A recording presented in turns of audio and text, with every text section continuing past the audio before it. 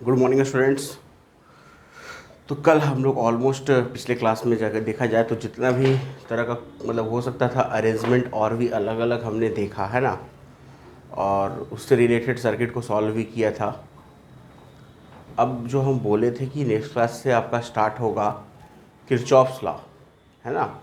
Kirchhoff's law देखेंगे, Wheatstone bridge देखेंगे, और इस पर बेस्ड जितने तरह के क्वेश्चन बन सकते हैं, है ना, उन सबको स्टडी करेंगे। चाहे वो कैसे भी सर्किट हों, किस तरह के सर्किट हों, उन सबको देखेंगे हम लोग।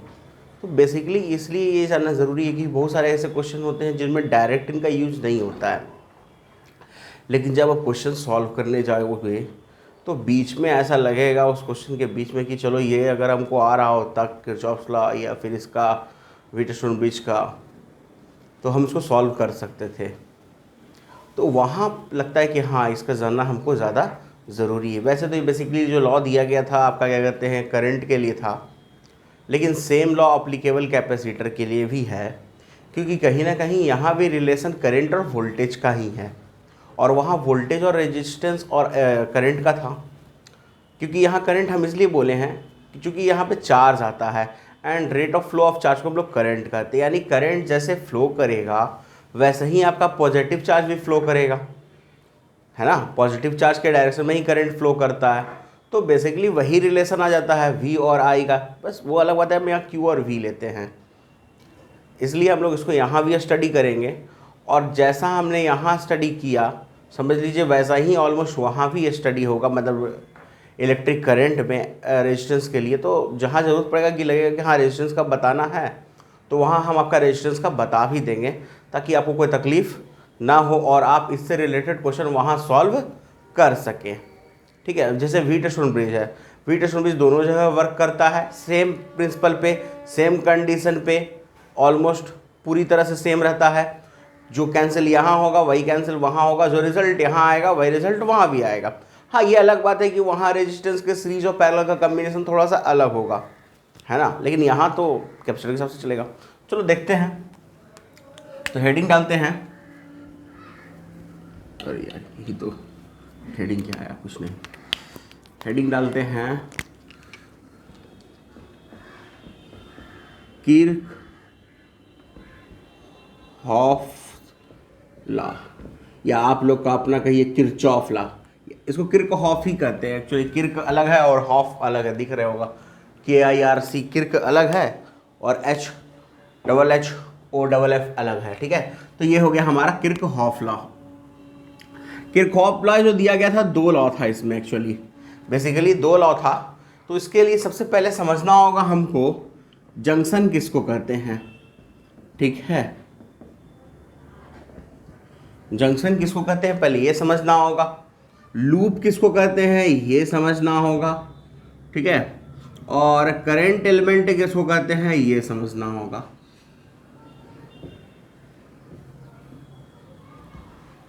ये तीन चीज़ है जो यहाँ मतलब एक्चुअली ज़रूरत पड़ता है हमारा।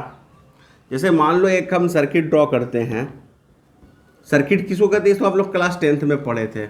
बस वहाँ था कि रेजिस्टेंस और बैटरी मिलके बनाता था, और यहाँ भी हम जो फिलहाल ले रहे हैं इसमें सिर्फ और सिर्फ कैपेसिटर ले रहे हैं।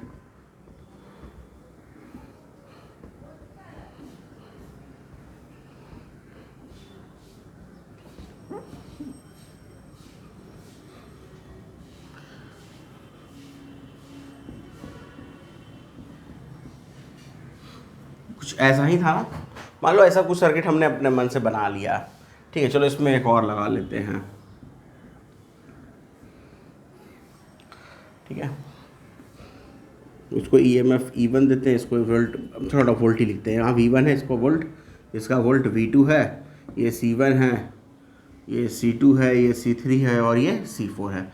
अब जंक्शन किसको कहेंगे, तो हमेशा याद रखना ये चीज़ है कि जंक्शन, या जिसको नोड भी कहते हैं कभी कभी, पता नहीं उसको वो पॉइंट होता है जहाँ पर हाँ नोड भी कहते हैं एक्चुअली कभी कभी, क्या, जहाँ पर दो वायर मिल रहा हो ऐसा, जिसमें कोई ना कोई करंट एलिमेंट, यानी एक्चुअली कोई एक सर्किट का अपना कुछ एलिमेंट हो, जैसे कि कैपेसिटर लगाओ। जैसे देखिए ये वायर भी यहाँ आके मिल रहा है इससे, ठीक है, कोई दिक्कत नहीं। लेकिन अगर यहाँ पे एक और वायर ऐसा होता जिसमें के तरफ करंट चार्ज के जाने का पॉसिबल वे होता तो इसको हम जंक्शन कह सकते थे।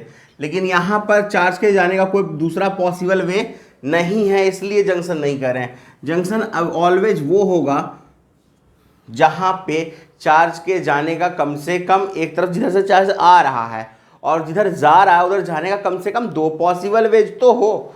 अगर ऐसा पॉसिबल मिलता है हमको तो उसे हम जंक्शन कह सकते हैं। जैसे अगर मान लो इधर से चार्ज अगर कोई Q1 आ रहा है तो उसके पास दो पॉसिबल वे है जाने का, है ना, तो ये मेरा जंक्शन हो गया।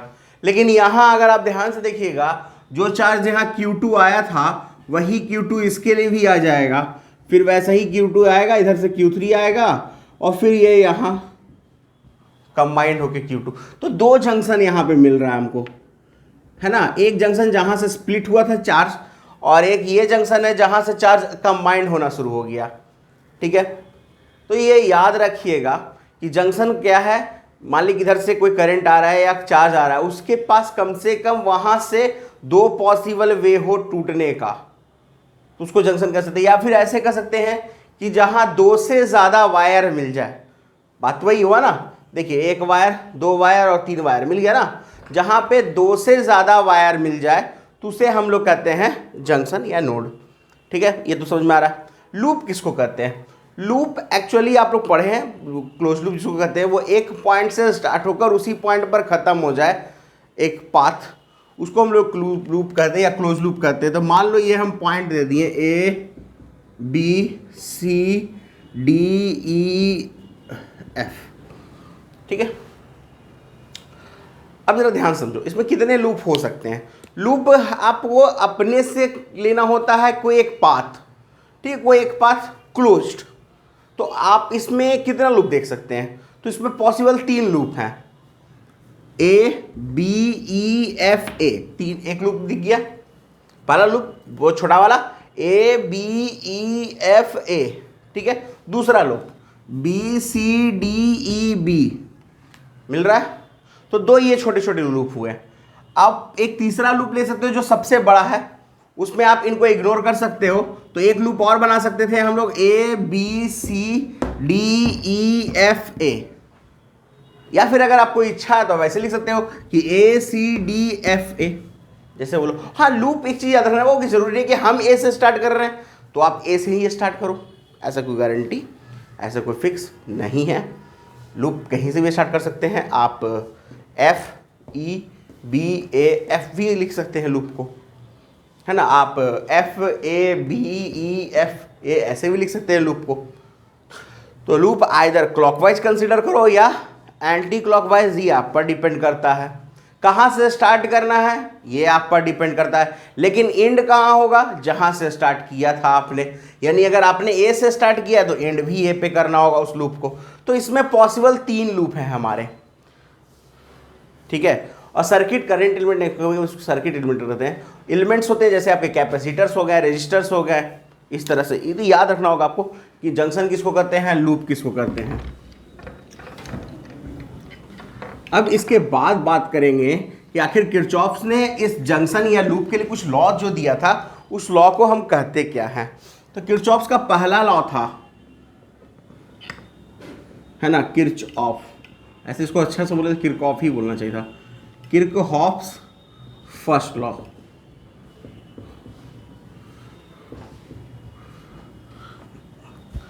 जिसे शुद्ध हिंदी में या शुद्ध इंग्लिश जैसे बोली इसको केसीएल कहते हैं हम लोग।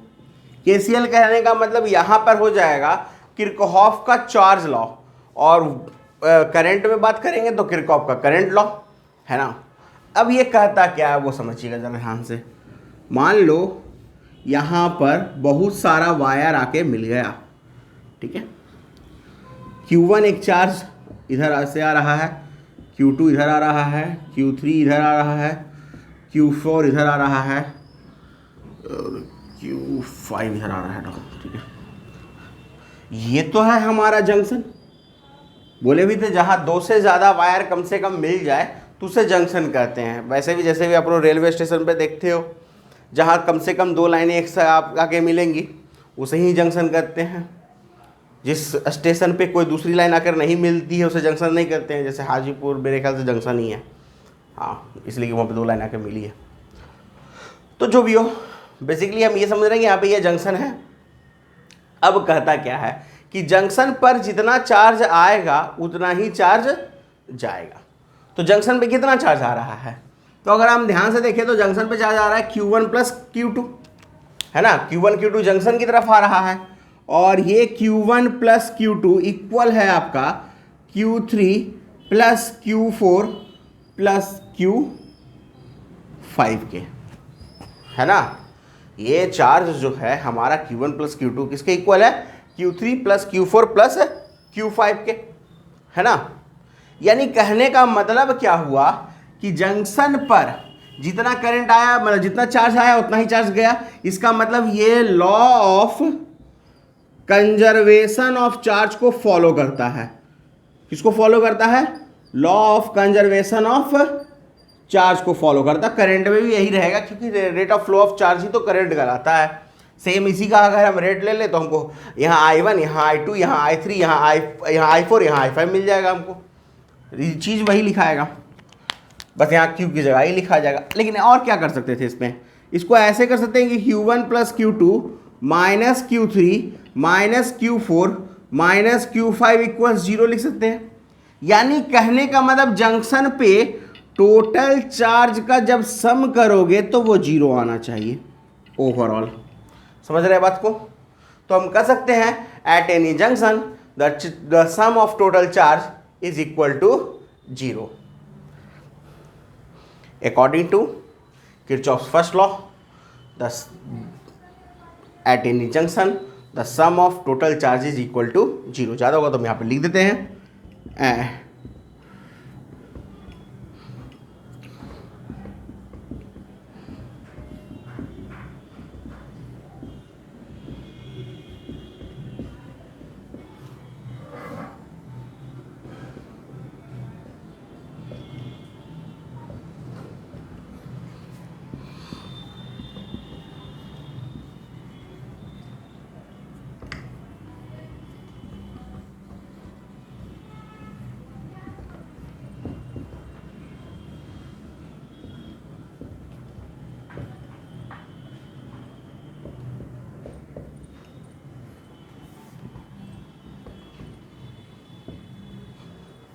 इसको नोट कर लीजिए।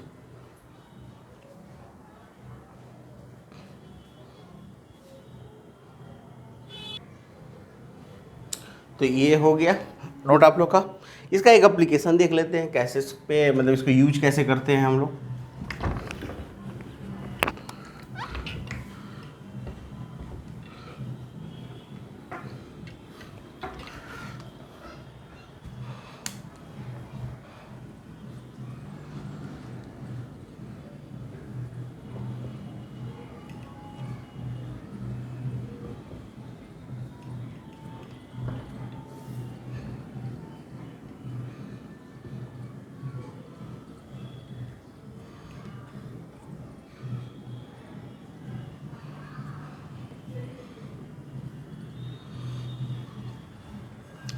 मान लो ये सारा कैपेसिटर ऑफ कैपेसिटेंस C का है, ठीक है, एंड ये पोटेंशियल V का है, ठीक है। और आपको बताना है इस पॉइंट पे, यह जंक्शन है ना, यहाँ पोटेंशियल कितना होगा, जंक्शन या नोड जो बोलिए। तो इसमें हम कर क्या सकते हैं, तो इस लॉ को यूज करके हम वहाँ का पोटेंशियल फाइंड आउट कर सकते हैं, चाहे वहाँ रेजिस्टेंस लगा होता है या कैपेसिटर, ये अलग मैटर है, लेकिन सॉल्व किया जा सकता है। वो देखिए कैसे। सबसे पहले हम एक चीज़ करेंगे, हमने ये जाना है कि किसी वायर में पोटेंशियल हमेशा through out the wire constant होता है, वो चेंज नहीं करता है। तो अगर यहाँ ये प्लस है और ये माइनस है, अगर इसकी हाँ ये पोटेंशियल अगर V है बैटरी का, तो इसका मतलब क्या है कि इन दोनों के टर्मिनल के बीच में भी पोटेंशियल डिफरेंस मेंटेन हो रहा होगा। बात समझिएगा ध्यान से। अगर ये कि बैटरी सेल है और उसका पोटेंशियल V दिया हुआ, इसका मतलब क्या है कि इन दो एंड्स के बीच में पोटेंशियल डिफरेंस कितना मेंटेन किया जा रहा होगा, V मेंटेन किया जा रहा होगा। ठीक है। और अगर हम यहाँ पे पोटेंशियल डिफरेंस 5 कर दें तो 5 मेंटेन किया जा रहा होगा। ठीक है, उस हिसाब से कहने का मतलब क्या कि ए का पोटेंशियल 5 और बी का 0 होना चाहिए, तो 5 - 0 5 हो गया। और ये ज़रूरी नहीं है, अगर ऐसा रहता कि ए का पोटेंशियल हम 10 और इसका 5 लेते तो भी पोटेंशियल डिफरेंस मेंटेन किया जा रहा है 5 का ही, और ऐसा भी पॉसिबल हो सकता है। कभी कभी ऐसा आएगा कि आपके पास सेल लगा हुआ रहेगा और एक तरफ का पोटेंशियल रहेगा, तो आप दूसरे का पोटेंशियल उसको देख के लिख सकते हो कि अगर हम प्लस से माइनस की तरफ जा रहे हैं तो हम पोटेंशियल अपना घटा लेंगे। कितना घटाएंगे? जितना इसका पोटेंशियल डिफरेंस है। अब मान लो किसी दिन ऐसा ऐसा कोई क्वेश्चन आ गया जिसमें इसका आपको दे दे -8, तो यहाँ का पोटेंशियल कितना होना चाहिए? 5 घटाना है, ये ना प्रोसेस वही है, 5 घटाना है, तो -8 से फिर 5 घटा देते हैं तो -13। तो बस आपको ये समझना है कि सेल के अक्रॉस जो है हमारा पोटेंशियल डिफरेंस उतना मेंटेन होना चाहिए जितना उसका पोटेंशियल है। जैसे यहाँ पोटेंशियल 5 लिया था, इसलिए सब में देखेंगे आप आपका 5 पोटेंशियल मेंटेन हो रहा है। नहीं तो आप घटा के देख लीजिए -8 से -13, बुजुर्ग वाला काम है तो कोई भी कर सकता है, कोई खास थोड़ी ना है। तो बस याद रखना क्या है कि पोटेंशियल उतने का मेंटेन होना चाहिए जितना हमको पोटेंशियल दिया हुआ है, डिफरेंस, पोटेंशियल डिफरेंस। तो हम क्या करते हैं, इजी के लिए इसको v मानते हैं और इसको 0, तो ये v तो ये भी v हो जाएगा, और ये 0 तो यहाँ भी यहाँ तक 0 ही हो जाएगा। इसमें कोई दिक्कत देख लीजिए पहले, ठीक है। और उस जंक्शन का पोटेंशियल हमको मालूम नहीं है, तो हम मान के चलते हैं कि जंक्शन का पोटेंशियल x है। क्या है? जंक्शन का पोटेंशियल x है। अब बस कुछ करना नहीं है, हमको ये दिखाना है कि जंक्शन पर टोटल चार्ज 0 है, टोटल चार्ज जंक्शन पर 0 है। अब ज़रा ध्यान से देखो, टोटल चार्ज 0 कब हुआ था?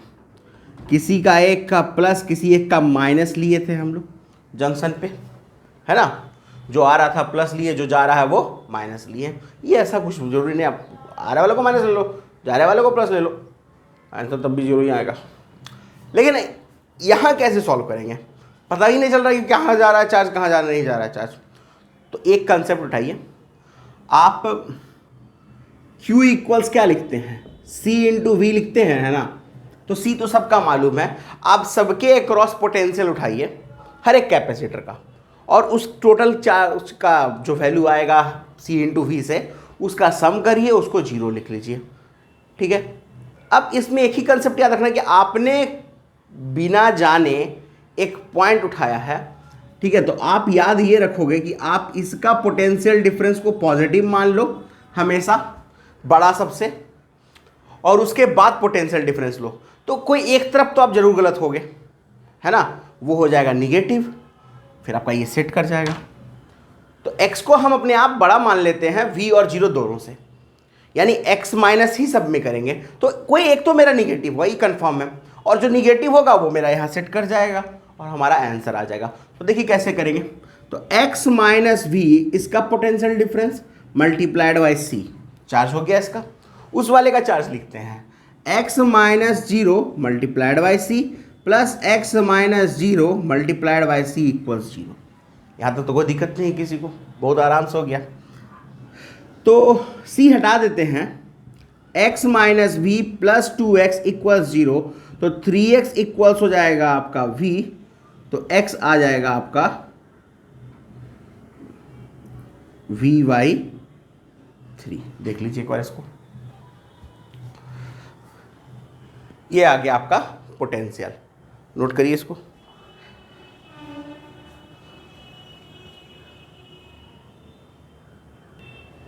ये तो समझ में आ गया आपको। अब मान लो ये तो हमको आ गया कि x का वैल्यू v/3 है। इस कॉम्बिनेशन बहुत सारा हो सकता है। अब मान लो कि हमने सेल को ऐसे लगाया हो, तो अब क्या होगा बताओ। इसको मिटा देते हैं पहले। सेल को अगर इस तरह से लगाएंगे तो ऑब्वियस है कि इधर v और इधर v होगा हमारा, फिर इस तरफ 0 और ये भी 0 हो जाएगा। फिर वही करना है, x को हम बड़ा मान के चल लेते हैं सबसे, तो रिजल्ट क्या होगा, x minus 0 multiplied by c।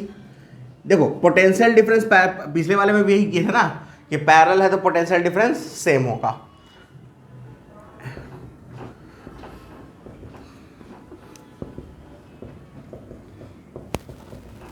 सी हटा लेते हैं फिर से, तो x plus x plus x कितना हो जाएगा 3x, v और v कितना हो जाएगा -2v इक्वल 0, तो x का वैल्यू आ गया आपका 2v/3। तो कम्बिनेशन कैसा भी रहे, और भी तरह का हो सकता है कम्बिनेशन, आप पोटेंशियल निकाल सकते हो। ठीक है, इसको नोट करिए। या फिर और एक चीज़ देखिए, तो मान ली इसका निकालिए, ऐसा करा था तो क्या करते हैं,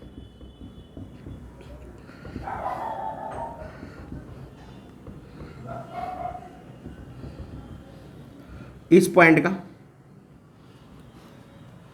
यहां तो कोई जंक्शन ही नहीं है, लेकिन यहां एक चीज आपका इजी कर दिया है, सी सी सी, तो इसके अक्रॉस तो पोटेंशियल v और 0 ही रहा होगा, ये v है और ये 0 है, यहाँ भी v और 0 रहा होगा। और बात ये है कि दोनों कैपेसिटेंस सेम है, दोनों कैपेसिटेंस क्या है यहाँ पे सेम है, तो इसके मीड में पोटेंशियल डिफरेंस जो होना चाहिए इन दोनों का इक्वल होना चाहिए, मतलब इसका जितना पोटेंशियल डिफरेंस होगा वही इसका भी होगा, है ना, क्योंकि दोनों का कैपेसिटर सेम है। तो इसका मतलब कि यहाँ पर होना चाहिए v/2, देख लीजिए v/2 अगर रखते हैं तो v में से v/2 घटाइए, v/2 से 0 घटा लीजिए, बात तो एक ही आ रहा है आपका। तो इस तरह से हम इसमें फाइंड आउट कर सकते हैं। और हम ऐसे आपको बता देंगे और भी कि अगर हम यहाँ पे अलग अलग कैपेसिटर लेंगे तो कैसे पोटेंशियल डिफरेंस चेंज करेगा। फिलहाल तो इसको आप पहले नोट करो। ये तो हो गया हम लोग का सॉल्व, मतलब समझ गए हम इसको अच्छी तरह से। लास्ट में हम बोले थे आपको कि बता देंगे इसमें कि C1 C2 रहेगा तो कैसे होगा, लेकिन फिलहाल पहले हम लोग देख लेते हैं इसका दूसरा लॉ, यानी किरचॉफ का वोल्टेज लॉ।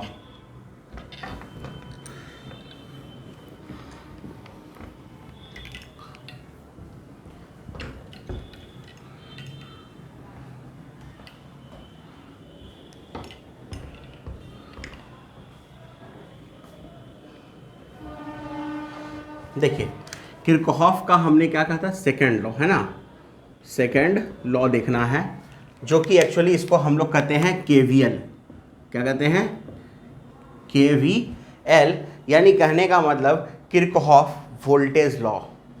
ठीक है, और इस लॉ को कहते हैं के अनुसार, अकॉर्डिंग टू दिस लॉ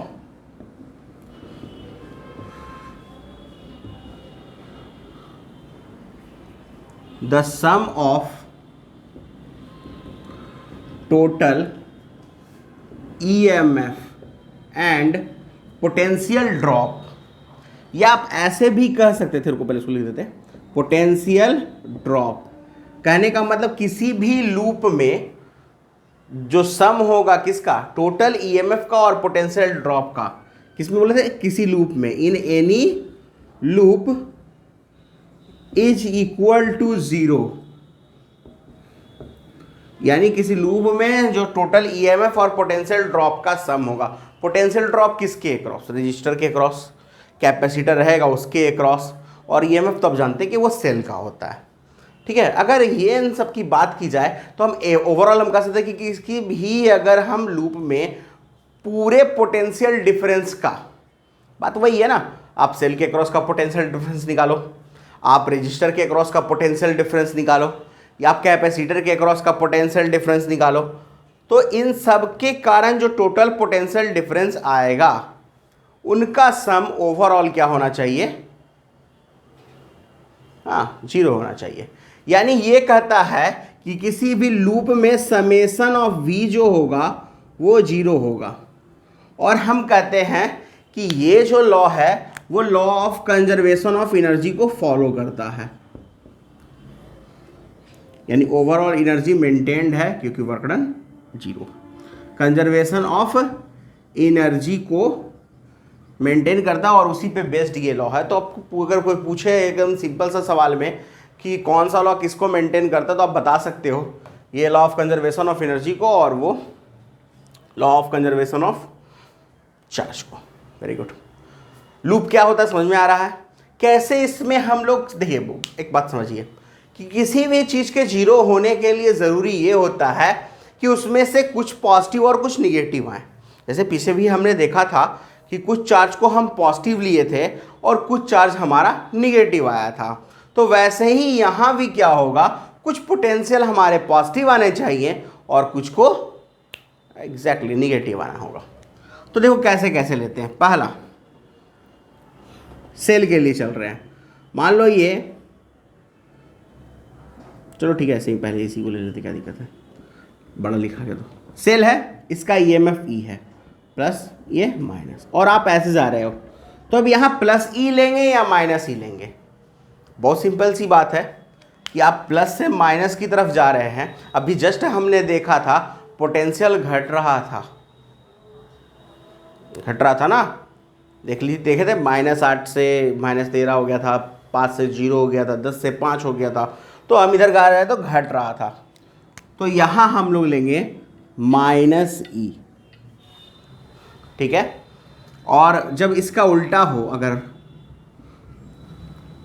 आप माइनस से प्लस जा रहे हो तो क्या होगा, यहाँ पे +e, पोटेंशियल यहाँ इंक्रीज कर रहा है यानी बढ़ रहा है। फिर वैसे ही और आता है दूसरा, कैपेसिटर में भी तो वैसा ही कुछ है हमारा, एक पे प्लस होता है और दूसरे पे माइनस होता है।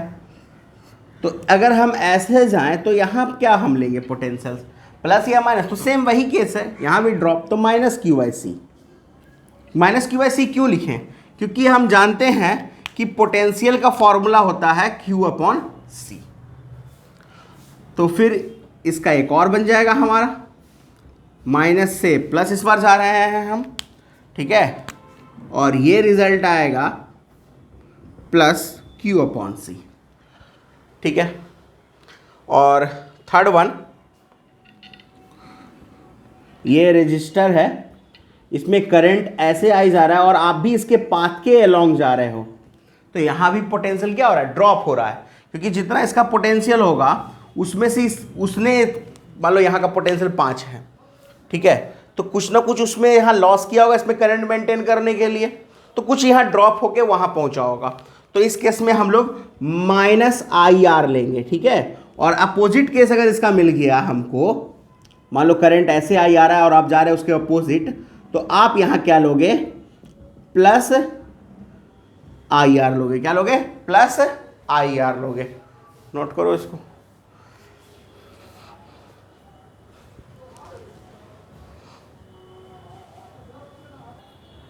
चलो इसका एक एग्जांपल अब ले लेते हैं, है ना। 2 एग्जांपल लेंगे एक्चुअली, एक रजिस्टर से रिलेटेड और एक कैपेसिटर से रिलेटेड, ताकि पूरी तरह से समझ में आ जाए कि आखिर हम कैसे करते हैं इसको सॉल्व।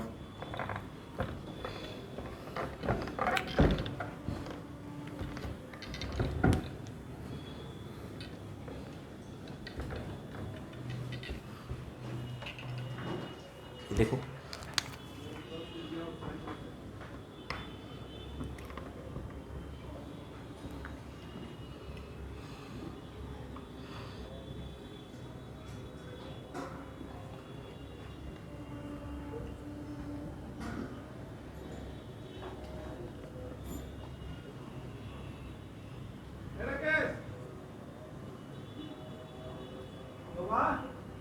देख रहे हो, यहाँ पे आपका 1 ओम रजिस्टर है, ये क्या है आपका 1 ओम का रजिस्टर है, ये आपका 2 ओम का रजिस्टर है, ये 2 वोल्ट है, ये 1 वोल्ट है, ठीक है। यहाँ लगा दिए हम लोग 3 वोल्ट का एक जो भी है बैटरी सेल, और ये 3 ओम है।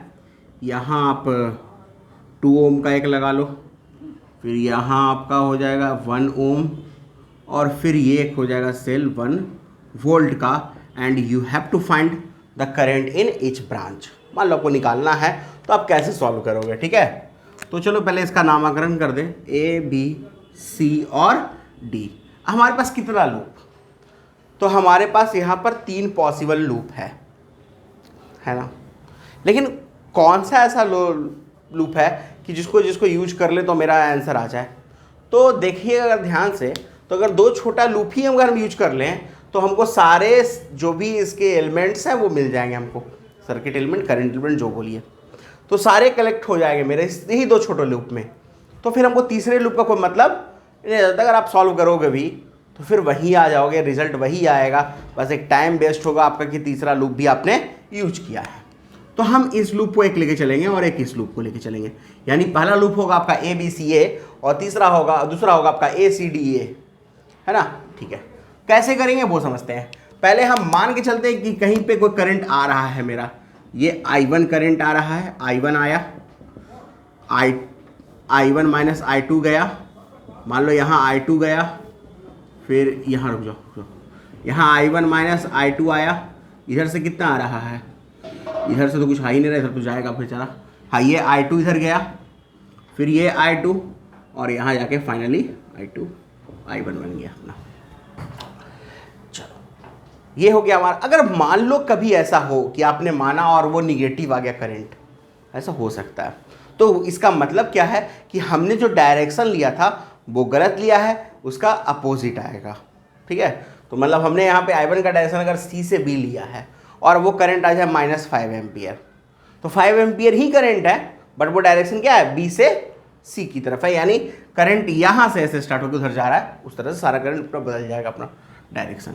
चलो, पहले हम लोग किस में लूप चलेंगे, इन लूप ABCA। ठीक है, ए से चल रहे हैं, तो आप जब लूप में जा रहे हो, ऐसे देखो जरा ध्यान से,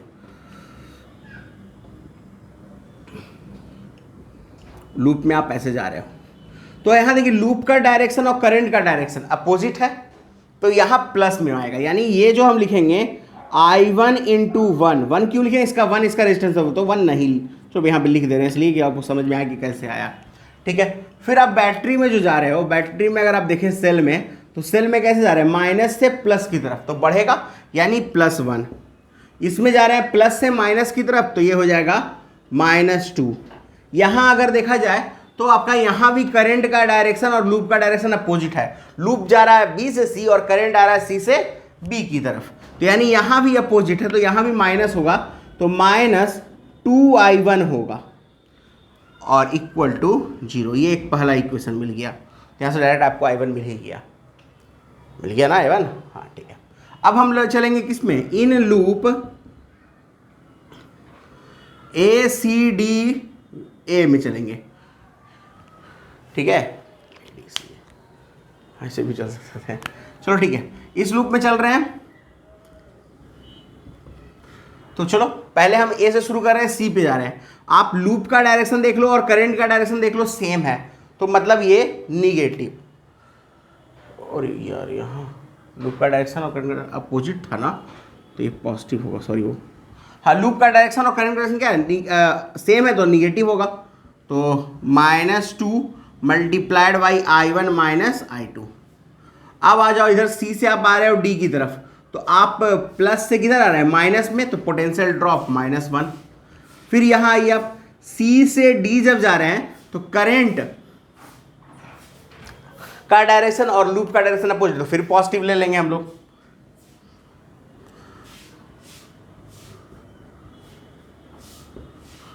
I2, और अब इधर आ जाते हैं D से, तो अब आप देखिए लूप का डायरेक्शन है D से, करंट का डायरेक्शन है A से D, तो फिर ये पॉजिटिव होगा और रिजल्ट लिखाएगा 3I2। इसमें आ जाइए, अब सेल के लिए आ रहे हैं, तो माइनस से प्लस जा रहे हैं, तो प्लस लिखाएगा, तो +3 = 0। बस याद क्या रखना है कि करंट के डायरेक्शन में और लूप के डायरेक्शन में अगर समानता मतलब सेम है तो निगेटिव -IR, R और I वाला देखिए, और अपोजिट डायरेक्शन रहेगा तो पॉजिटिव ले लेंगे हम लोग। सेल में क्या देखना है कि अगर माइनस की तरफ जा रहे हैं तो माइनस लेंगे, प्लस की तरफ जा रहे हैं तो प्लस लेंगे। तो वैसा ही कुछ सेट हुआ, यहाँ पे देख लीजिए -I1 +I1 क्यों हुआ, क्योंकि करंट का डायरेक्शन और लूप का डायरेक्शन अपोजिट है। यहाँ भी वही चीज़ था, तो जो गलती था उसको सुधार लिया गया। 1 क्यों लिए, क्योंकि हम माइनस से प्लस की तरफ जा रहे थे और ये प्लस से माइनस की तरफ। अब यहाँ से आपको I1 I2 सब मिल जा रहा है ना। I1 कितना हो जाएगा यहाँ से 1/3 एम्पियर, फिर I1 वहाँ वैल्यू रख देंगे तो I2 मिल जाएगा। तो इस तरह से आप सॉल्व कर सकते हो छोटा छोटा इक्वेशन। ठीक है, इसको नोट करिए।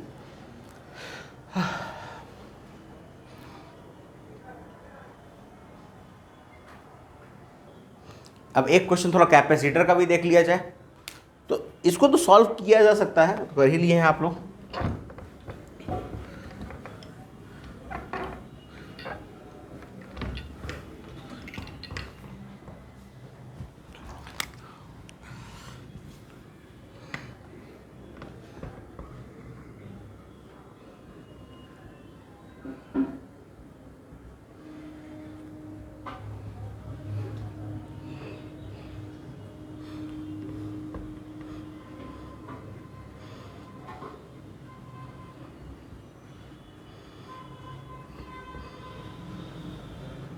मान लो ये 3 कैपेसिटर कनेक्टेड हैं, और एक्चुअली ऐसा है ना कि ये सारा कैपेसिटर आपका चार्ज्ड है,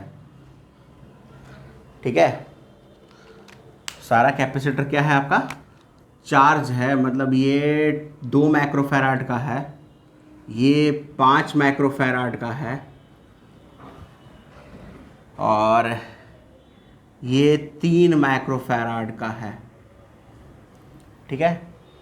और इसको जो चार्ज किए हैं वो 10 वोल्ट तक चार्ज किए हैं, और ये प्लस और ये मान लो माइनस है, ये चार्ज नहीं है, मान लो 0 वोल्ट है, प्लस माइनस प्लेट है इसका, कुछ मालूम नहीं क्या फर्क पड़ता उसमें। तो ये 8 वोल्ट तक चार्ज है, ये प्लस और ये माइनस। अब देखिए, याद होगा आपको जब 2 कैपेसिटर को हम कनेक्ट किए थे, याद होगा C1 V1 C2 V2 वाला जो रिजल्ट लाया था हमने, उसमें चार्ज ट्रांसफ़र हो रहा था एक दूसरे तक जब तक कि उसका पोटेंशियल सेम ना हो जाए, ऐसा कुछ कंडीशन याद होगा आपको। तो यहाँ पता नहीं क्या होगा पोटेंशियल सेम, पहले तो फिलहाल ये तो फिक्स है कि चार्ज का ट्रांसफ़र होगा। तो इसमें चार्ज का ट्रांसफ़र कौन करेगा ये तो आपको भी नहीं मालूम है, ना हमको भी मालूम है। तो हम करेंगे क्या, किसी एक से चार्ज ट्रांसफ़र करवाना शुरू करेंगे, मतलब कोई एक चार्ज अपनी तरफ से देना शुरू करेगा, ठीक है। उसके बाद जो सर्कमस्टांसेस बनेंगे उसमें क्या करेंगे हम लोग कि law of conservation of charge को फॉलो करेंगे। Law of conservation of charge को फॉलो कर सकते हैं, या फिर हाँ ऐसे भी कर सकते हैं हम लोग कि इस पूरे लूप में टोटल पोटेंशियल 0 होना चाहिए। एग्जैक्टली चार्ज के ट्रांसफर होने के बाद भी पोटेंशियल क्या होना चाहिए, 0 करना चाहिए। तो सबके अक्रॉस का पोटेंशियल निकाल के सम करके 0 करेंगे, आंसर जो भी आए। तो चलो मान के चलते हैं, पहले तो फिलहाल चार्ज कितना है देख लेते हैं। इस पे है -30 माइक्रोकुलाम, प्लस प्लस प्लस, इस पे -30 माइक्रोकुलाम, इस पे 0 माइक्रोकुलाम, और यहाँ भी तो 0 ही है, कौन सा ये चार्ज है। इस पे होगा +16 माइक्रोकुलाम, और यहाँ है -16 माइक्रोकुलाम, है ना। तो हमको तीनों पर का चार्ज मालूम है। अब किसी एक से हमको चार्ज ट्रांसफ़र करवाना होगा, तो किसी एक से किससे चार्ज ट्रांसफ़र करवाएं। चलो मान लेते हैं कि हमने इससे चार्ज ट्रांसफ़र करवाया Q, तो इस पे चार्ज आ जाएगा 30 -Q, चार्ज तो Q निकल गया इससे। इस पे आएगा +Q, और ये हो जाएगा -Q। फिर यहाँ भी हो जाएगा आपका 16 + Q, और ये हो जाएगा -16 -Q, ठीक है। फिर वैसे ही ये हो जाएगा -30 + Q, -Q करें +Q आएगा ना। बस ये पूरा ओवरऑल सिस्टम, ये +30 लिख देते हैं, पहले से बेचारा +30 था, ये -30 था, टेंशन नहीं ले, रोए नहीं। लूप के डायरेक्शन को एक कंसीडर करना पड़ेगा। तो हमारे पास तो एक ही लूप है, ABCDA। तो लूप कौन सा चलेंगे, इन लूप ABCDA में चलते हैं, ठीक है। तो क्या करोगे, बहुत सिंपल है, किधर से किधर जा रहे हैं, तो A से जा रहे हैं, माइनस से प्लस जा रहे हैं, इसका हम V क्या लिखेंगे, +QIC। और Q कौन सा लेते हैं, तो याद रखना है बाबू कि Q हमेशा लिख लेते हैं हम लोग जो उसका पॉजिटिव प्लेट होता है, निगेटिव वाले को कंसिडर नहीं करते हैं, हमेशा किसको कंसिडर करते हैं, पॉजिटिव वाले प्लेट को। तो इसका जो Q लिखाएगा, वैसे भी आपको फॉर्मूला में भी हमने QIC ही लिखा है, माइनस तो नहीं लिखा था, /3 माइक्रोफैराड। फिर वैसा ही आपका क्या हो जाएगा इधर, Q/5, प्लस या माइनस, तो माइनस लेंगे क्योंकि प्लस से माइनस की तरफ जा रहे हैं, इसमें भी प्लस से माइनस, तो इसमें भी माइनस ही लेंगे। -16 + Q डिवाइडेड बाई 2 = 0। अब 2 और 3 और 5 का एलसीएम कितना हो जाएगा बताइए, 2, 3 और 5 का एलसीएम 10 या 30, 30 होगा, हाँ मेरे ख्याल से 30 ही होना चाहिए। तो हो जाएगा 300, 30 सही नहीं है ना, 15 में भी नहीं कटेगा, 200, हाँ ठीक है, 2 बार में चला हो गया, 6 कर देते हैं, ठीक है। 300 माइनस 10Q, और इसका कितना हो जाएगा आपका माइनस 6Q, और ये हो जाएगा 15 और 90, 240, हाँ 240 और माइनस 15Q, 16, हाँ ठीक है, 240 हुआ। तो 15 और 6 21, 21 10 31, और ये दोनों मिलके कितना बन गया, बराबर जीरो तो कर लो, हाँ ये दोनों मिलके कितना बन गया 540, नहीं 540 नहीं, वो 60 इक्वल्स हो गया 15 और ये 6, 15 और 6 19, 21, 15 6, हाँ 21 और 10 31, हाँ ठीक है। तो 60 इक्वल्स 31Q, यानी Q का वैल्यू आएगा 60/31, यानी ये नियर अबाउट 2 कह सकते हैं, यानी 2 माइक्रोकूलम का इंटरचेंज आपस में सब में होगा। तो बाकी आप समझ सकते हैं कि चार्ज किस पर कितना होगा, बाकी तो आपको सबका चार्ज मालूम ही है, आपको 2 जोड़ना घटाना ही तो खाली है, वो हो जाएगा 30 की जगह 28, ये 2 और ये 18। तो इस तरह से इसका एप्लीकेशन किया जा सकता है किरचॉफ रूल का। ये हो गया नोट। अब हम लोग देखते हैं लास्ट टच का टॉपिक, जो है हमारा व्हीटस्टोन ब्रिज। मिटा देना इसको, हम इसको आप नोट कर लीजिएगा, या नहीं किया तो अगर कर लिए तो बहुत अच्छी बात है।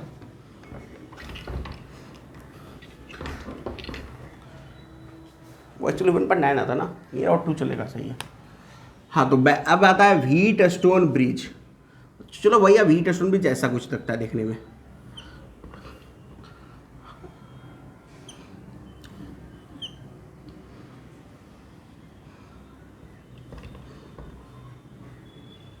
कैपेसिटर का ही बना रहे हैं, आप समझ लीजिएगा कैपेसिटर की जगह पे रेजिस्टेंस भी संभव है।